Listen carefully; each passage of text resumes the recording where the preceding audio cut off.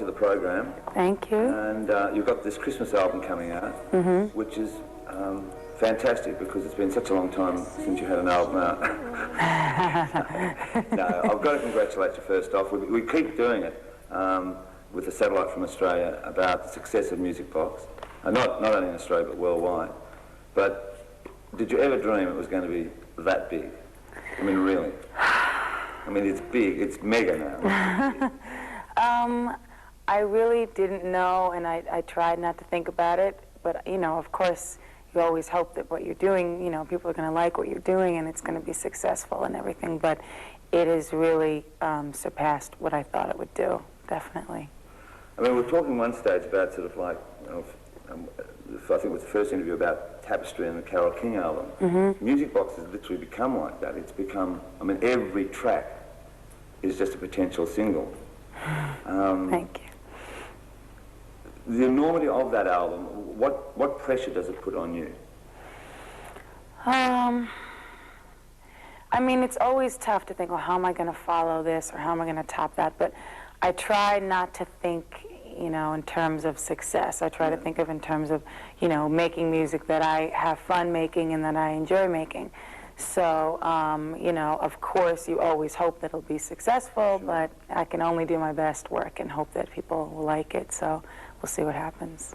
Now, we've got the Christmas album coming out, which obviously must have been a lot of fun for you to do. It was a lot of fun, definitely. The songs chosen, plus the original songs, but the traditional songs, are they songs that your favourite Christmas songs?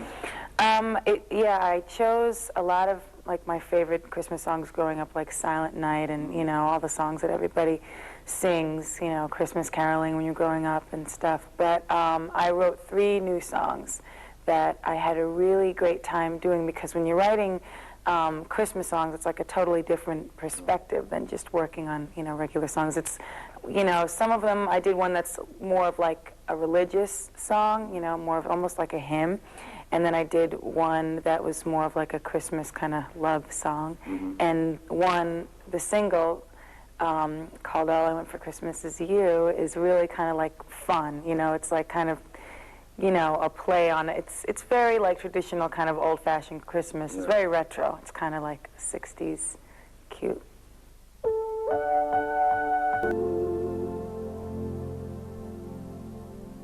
I've seen the video on that, and I just keep thinking, or wondering who Santa Claus is in that. That's a secret. I'm not allowed to tell that one. Santa Claus has always been a secret. But the dog with the antlers is Princess. Right. And Jack, the little one. Yeah. With this album, I mean, it's one that obviously can stick around for a fair while now. I mean, every Christmas you're going to have this daunting thought of they're going to pull out your album. Does it worry you? I mean, like the fact that this one will be there for a long time. I tried to do it in a really classic way, so that I didn't jump on really any trends like of the moment. I basically just did a Christmas album that I, you know, would want to listen to year after year, you know, because I'm always looking for really good Christmas albums at Christmas time, and it's usually like one song from this album, one song from that. It's rare to find one that you really like listening to the whole thing. So, you know, I tried to do that on this album, you know, do something that would stand the test of time, but, you know. I mean, it even brings out at Christmas time the most shy people that would never normally sing, but they always sort of get around and they sort of get the courage to actually sing Christmas carols. Did you ever, when you were a kid, sort of actually join kids and go around singing Christmas carols? Yeah, I always used to go Christmas caroling with my mom and my friends, and, you know, until I got to be like 12, and then I thought it wasn't cool anymore, but yeah, so that, it's like a lot of fun. That's really why I made this album, just because I love Christmas time. It's my favorite time of year, and I'm like the most festive person under the sun. I mean, the day after Thanksgiving, and you guys don't have that in Australia, but here it's a really big holiday, so the day after Thanksgiving, it's like I'm out shopping for the tree, putting up decorations, and Christmas shopping and everything. So it was just sort of like for me to have fun, and hopefully, you know, for my fans that are into the same thing to, you know, have something they can enjoy. And it's not just for people necessarily that only celebrate Christmas. It's like for the, you know, anybody that's into holiday. Now, the fact that, as I'm doing now, that the album is about to come out, and you'll have to do, well, you're required to do promotion, etc., etc. Right. And with your workload already, will you be able to have that free time at Christmas? How do you intend to spend Christmas this year? I think it's just going to be fun because doing stuff with that's holiday related, you know, during the holidays, doing, you know, the fact that I have the video that's coming out. We really shot it last year at Christmas Which time. is fun. That is Yeah. fun, that video, Yeah, Both I had a really good time doing it. So, I mean, it's all going to be holiday-related type stuff. Oh, there's my dog. She's crying over there. Let's bring her in. You want to bring? Yeah. Okay. So what's her name? Her name is Ginger. Oh, I need the hat too. And I have her with her whole little, her red ensemble today. It'll be Ginger's first Christmas too, right? No, I'm going to put the hat on her. It's okay. Yeah, this is Ginger's first Christmas. Look at the baby. Look how cute she is. Can you get a shot of that mug? Right. So she's not in the video, so I have to give her a little press here. Okay. How does it look? Okay.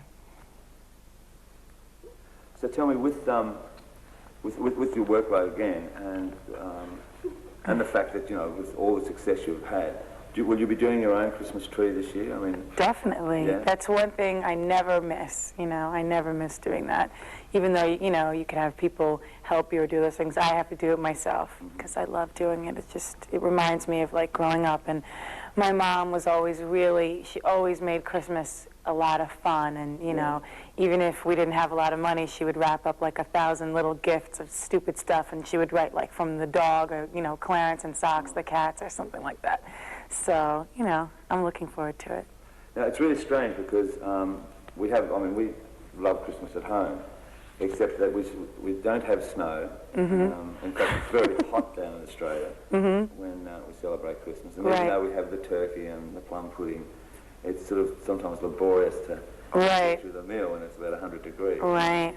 Have you ever spent a Christmas away where there hasn't been snow, or where there's been sort of like in the hot area? I've never done that. I would never do it because I mean, we like to go away after Christmas, you know, and we usually go like, you know, to a warm climate, but it has to be like at least 2 days after Christmas because I love, you know, I like it to be really like with snow and everything else. And last year we had a lot of snow, so that was good. But then I like the snow to melt like the day after New Year's, and I want it to be summer again.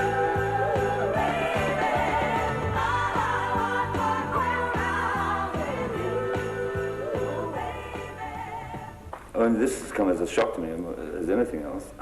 We're actually in the Hit Factory studios here. Right. And Music Box is still as much alive now probably as it was when it was first released as far as sales are concerned, because it doesn't stop selling. And we've got now the Christmas album, and you're here already starting on the next album.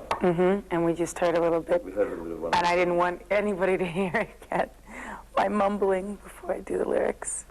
I mean, would it be fair to term you as a workaholic? I think it's more of like a write-aholic. It's not that I like to work a lot, it's that I really have a lot of ideas. And, you know, is she chewing? What is she doing? Chewing the... Just getting to know the hat. Okay.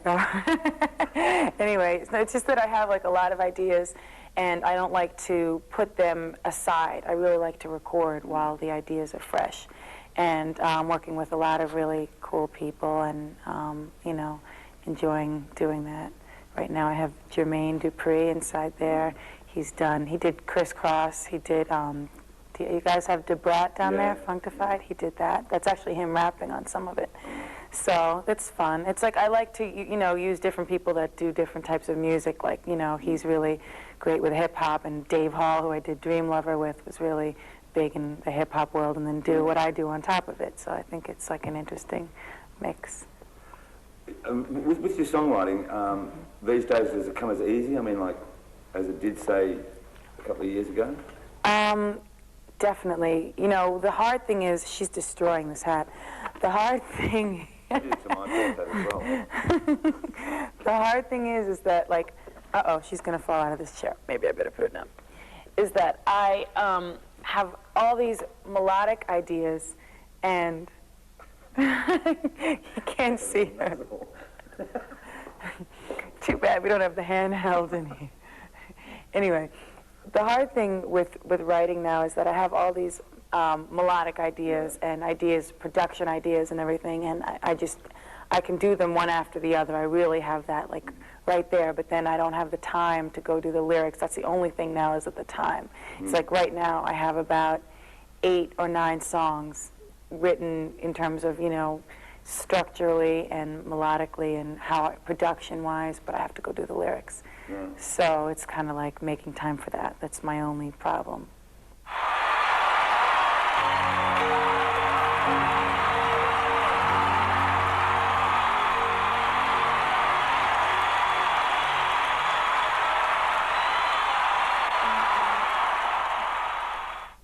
When I interviewed you here in New York, then in London, and I'd always bring up about touring and going, you know, bring it live on stage, and you get this sort of look on your face, right. And you think, oh, don't talk about that, you know. Yet I saw you in Chicago, and I loved the concert, and so did the crowd. And you looked as if you really were having a great time. I did. It's just, this dog is going wild.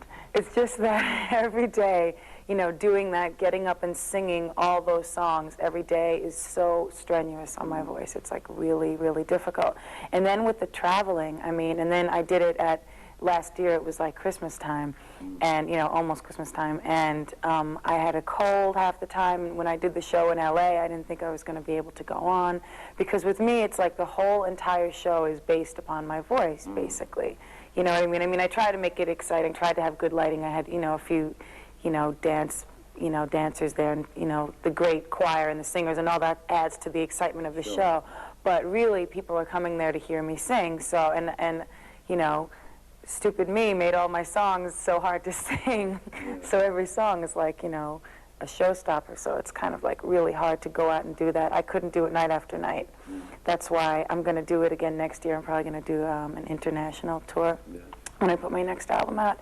But it's going to be tough, the touring thing. I have to do it. Like, I know. She is going crazy. Can you see her? You have to show them this. Ginger, come here. Come here, Ginge. Maybe you should just take some B-roll of this later, because she'll continue to do... Okay, she's abandoned the hat now. Okay. Anyway, so it's tough to get out there and do it every night, so I'm trying to work on spacing it out so I can save my voice. But the irony of it is with the videos, I mean, the ones where we see you live... Right. I mean, they're just... I mean, they've got really something about them. I mean, sometimes live videos can not particularly work. Right. They do, though, you know? That was the first, actually, the videos came from the first show that I ever really did, the first concert, the NBC special. It was up in upstate New York, and it was like I had the first 15 rows were my fan club, so it was like really great audience, you know, really, really, really cool. And then I went out and did my tour, and I learned a lot doing that, so, you know, it was fun.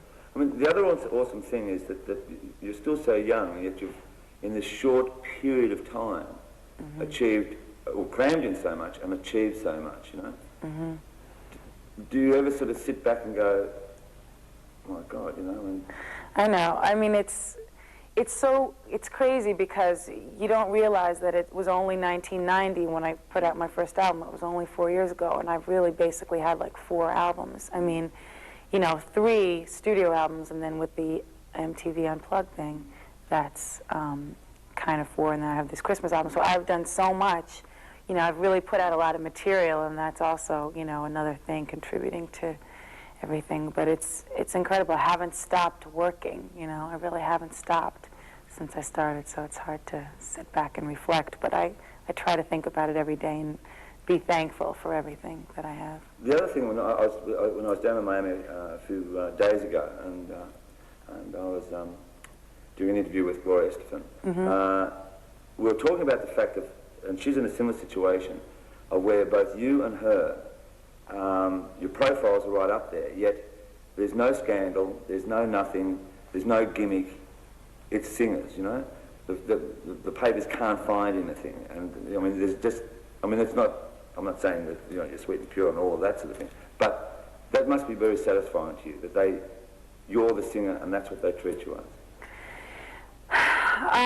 It is. I mean, I try to be as private as I can, and that's all you can do. I mean, people will make things up, they'll say things, and I've had some stupid situations, in the press I wouldn't even bring up. But, pretty much I've been very fortunate, and I think that's all you can do is just, try to live your life. Now, with Endless Love, with Luther, was it fun to do? It was really fun to do, and we actually just did it live at Royal Albert Hall when we were in London. Yeah, we've already showed a bit of that.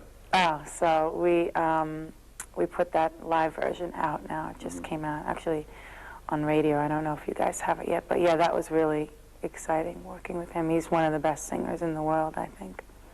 Well, I mean, you did a bit with Trent and you gave him a great sort of boost. Do you enjoy doing duets? I do. It's like good to break it up a little bit and kind of like feed off of somebody else, Well, now back to the Christmas album. Out of all the traditional songs, and you've done many on this, what is your favourite song? You could song the night before is a good Christmas song. What's the song you used to belt out when you were a kid? More than anything else. Well, Rudolph the Red-Nosed Reindeer, but I didn't do it on the album. Yeah. I don't know. It's really hard to pick my favorite Christmas song. There are so many great ones. That's why it was even kind of tough to choose which ones I would do on the album. But I like all of them. With the whole thing with Music Box, I mean, and just getting back to that, because not really since Michael Jackson, since the days of sort of Thriller, are we seeing such an exciting thing happen with an album. And as I say, it just keeps going and going. And to have an enormous sales outside America is pretty astonishing. And from country to country, I kept thinking maybe you were following me around, because wherever, I was at Asia and Europe and South America, it seemed to be every fourth track was a Mariah Carey track. Once you go internationally with your tour, will we basically see a collection from a good selection from all of the material you've done? Definitely. I would want to do all my favorite songs, from each album. Or, you have to do the songs that everybody wants to hear, but I try to throw in some of the ones that were never singles, that were my favorites, like Vanishing from the first album was probably one of my favorites that I've done. And, I mean, that's what I did in the last tour. I threw in some of those and did some oldies that I really liked from other people's songs. But, yeah, I'll do probably stuff from all the albums and some new remakes, you never know. So with this album that you're working on now, when do you envisage that may be coming out onto the market? The new album that I'm working on? I have no idea.